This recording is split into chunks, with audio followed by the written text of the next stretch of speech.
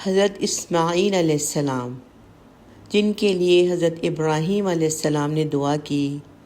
ربی حبلی من الصالحین، میرے پروردگار مجھے ایک ایسا بیٹا دے دیجئے جو نیک لوگوں میں سے ہو۔ چنانچہ اللہ تعالیٰ نے انہیں ایک بردبار لڑکے کی خوشخبری دی۔ پھر جب وہ لڑکا ابراہیم علیہ السلام کے ساتھ چلنے پھرنے کے قابل ہو گیا تو انہوں نے اپنے بیٹے حضرت اسماعیل علیہ السلام سے کہا، میں خواب میں دیکھتا ہوں کہ تمہیں ذبح کر رہا ہوں، اب سوچ کر بتاؤ تمہاری کیا رائے ہے؟ بیٹے نے کہا، ابا جان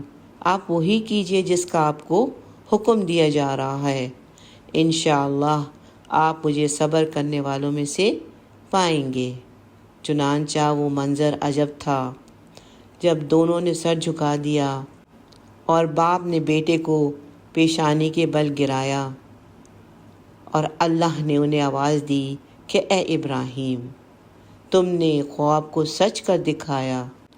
چونکہ باپ بیٹے دونوں اللہ تعالیٰ کے حکم کی تعمیل میں اپنے اختیار کا ہر کام کر چکے تھے، اس لیے امتحان پورا ہو گیا تھا۔ اب اللہ تعالیٰ نے اپنی قدرت کا کرشمہ دکھایا کہ چھری حضرت اسماعیل علیہ السلام کی بجائے ایک مینڈے پہ چلی، جو اللہ تعالیٰ نے اپنی قدرت سے وہاں بھیج دیا، اور حضرت اسماعیل علیہ السلام زندہ سلامت رہے۔ سورہ صافات میں اللہ تعالیٰ فرماتے ہیں، یقیناً یہ ایک کھلا ہوا امتحان تھا اور ہم نے ایک عظیم ذبیح کا فدیہ دے کر اس بچے کو بچا لیا، اور جو لوگ ان کے بعد آئے ان میں یہ روایت قائم کی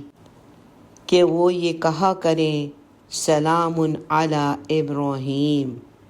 ہم نیکی کرنے والوں کو اسی طرح صلا دیتے ہیں۔